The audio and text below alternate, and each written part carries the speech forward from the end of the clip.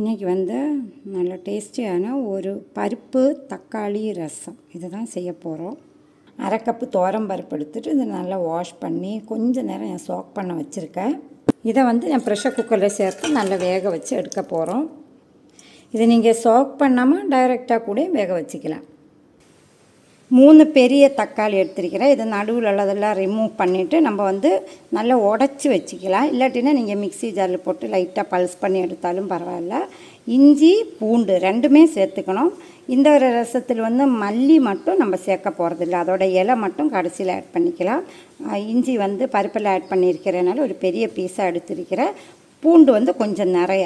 இது ரெண்டும் நம்ம இடித்து வச்சுக்கலாம்.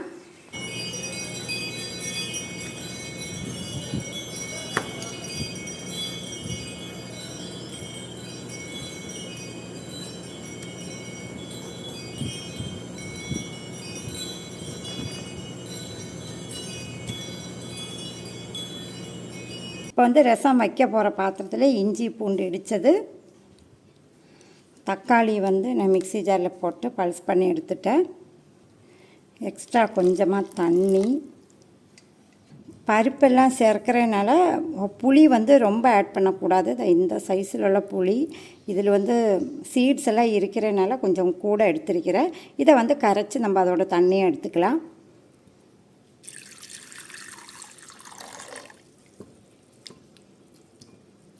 இது கூட இப்போ இந்த புளி தண்ணியும் சேர்த்துக்கலாம். முதல்ல ரொம்ப சேர்க்காமல் கொஞ்சமாக ஆட் பண்ணிவிட்டு நம்ம ரசம் எல்லாம் ரெடி ஆனதுக்கப்புறம் புளி பத்தலைன்னா கொஞ்சம் கூட வேணும் நம்ம சேர்க்கலாம். மஞ்சத்தூள் 1 டீஸ்பூன் அளவுக்கு ஆட் பண்ணியிருக்கிறேன். சின்ன ஜீரகம் வந்து பொடி பண்ணினது, இது இல்லாட்டினா கொஞ்சம் இடித்து நம்ம பூண்டு கூட சேர்த்துக்கலாம். பெருங்காயத்தூள் வந்து 1 கரண்டி சேர்த்துக்கிறேன். இது ஒரு சின்ன ஸ்பூன் தான். இதுன்ற வாசம் ரொம்ப நல்லாயிருக்கும். இதிலே குக் பண்ணிவிட்டு நம்ம தாளிக்கும் போது திரும்பவும் ஆட் பண்ணுறோம்.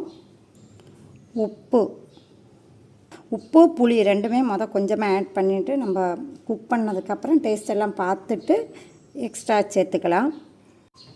இதை வந்து இப்போ நல்லா பாயில் பண்ணி அந்த பச்சை வாசனை போன வரைக்கும் வேக விடலாம்.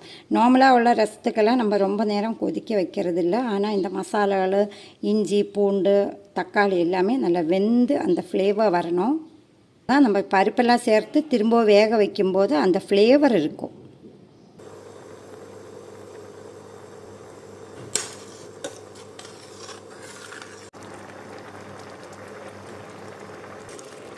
இது வந்து நல்லா வெந்து வந்துடுச்சு. துவரம்பருப்பு வந்து நல்லா வெந்திருக்கு. ஸோ இதுவும் வந்து நல்லா இந்த மாதிரி உடச்சி எடுத்தாச்சு. வந்து தக்காளி பழம் பூண்டு இஞ்சி எல்லாம் சேர்ந்து போட்டதெல்லாம் நல்லாவே குக் ஆகிடுச்சு. இப்போ வந்து உடச்ச பருப்பினை இதிலுக்கு சேர்த்துக்கலாம்.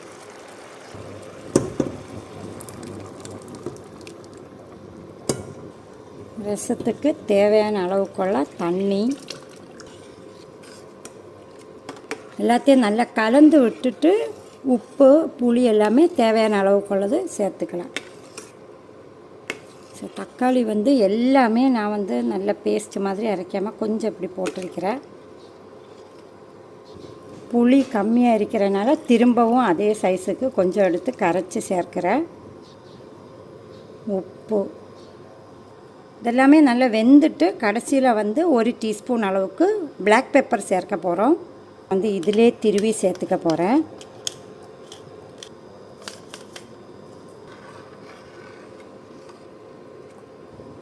மல்லியில் வந்து பொடியாக கட் பண்ணது நான் கொஞ்சம் தாராளமாகவே சேர்த்துக்கிறேன். நான் எடுத்த பாத்திரம் வந்து ரொம்ப சின்னதாக போச்சு. நீங்கள் கொஞ்சம் பெரிய பாத்திரத்தில் செஞ்சுக்குங்க. ஏன்னா பருப்பெல்லாம் சேர்க்கும்போது தண்ணியெல்லாம் கொஞ்சம் கூட தான் நம்ம ஆட் பண்ணிக்கணும். அப்போ தான் ரசத்தின் கன்சிஸ்டன்சியில் வரும். இல்லாட்டினா சாம்பார் மாதிரி ஆகிடும். ஒரு தடவை நல்லா கொதித்ததுக்கப்புறம் நம்ம வந்து அடுப்பு ஆஃப் பண்ணிக்கலாம். தாளிக்கிறதுக்காக தேங்காய் எண்ணெயில் தான் நான் செய்ய போகிறேன். நீங்கள் வந்து நல்லெண்ணெய் கூட யூஸ் பண்ணிக்கலாம். கடுகு வெந்தயம் ஜீரகம் குருமிளகு இது மட்டும்தான் நம்ம சேர்க்க போகிறோம். அதுக்கப்புறம் கொஞ்சம் கறிவேப்பிலை. கடுகு வந்து நல்லா பொரிஞ்சதுக்கப்புறம் பேலன்ஸ் எல்லாம் சேர்த்துக்கலாம்.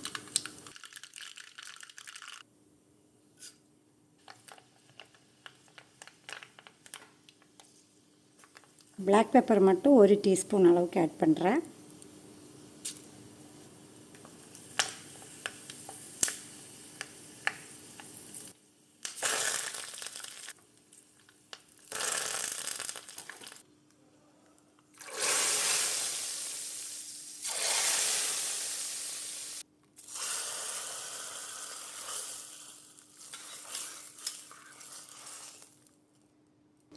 ஆயிலே நீங்கள் பெருங்காயத்தூள் போடலாம். நான் மறந்துட்டேன். ஸோ அதனால் கடைசியில் அதில் போட்டு மிக்ஸ் பண்ணுறேன். நீங்கள் மறக்காமல் ஆயிலே போட்டுக்கோங்க, இன்னும் கொஞ்சம் நல்லாயிருக்கும் வாசம். ஸோ இவ்வளவு தான், பருப்பு தக்காளி ரசம் ரெடி ஆகிடுச்சு. இதை உடனே நம்ம சர்வ் பண்ணாமல் கொஞ்சம் நேரம் கவர் பண்ணி வச்சுக்கோங்க. அதுக்கப்புறம் நம்ம கலக்கிட்டு எடுத்துட்டிங்கன்னா டேஸ்ட்டு ரொம்ப நல்லாயிருக்கும். ஸோ ரசத்துக்கு காம்பினேஷனாக இன்றைக்கி நான் முட்டை அவியல் தான் பண்ணியிருக்கிறேன். சுட சுட சோறில் முட்டை அவியல், நிறையவே ரசம். ரசம் வெஜிடேரியனாக இருந்தாலும் நான்வெஜ் நம்ம குக் பண்ணியாலும் நல்ல ஒரு சைட் டிஷ்ஷெல்லாம் வச்சு சாப்பிட்லாம். இன்றைக்கி செஞ்ச இந்த பருப்பு தக்காளி ரசம் உங்களுக்கு பிடிச்சிருந்தீங்கன்னா கண்டிப்பாக ட்ரை பண்ணி பாருங்கள்.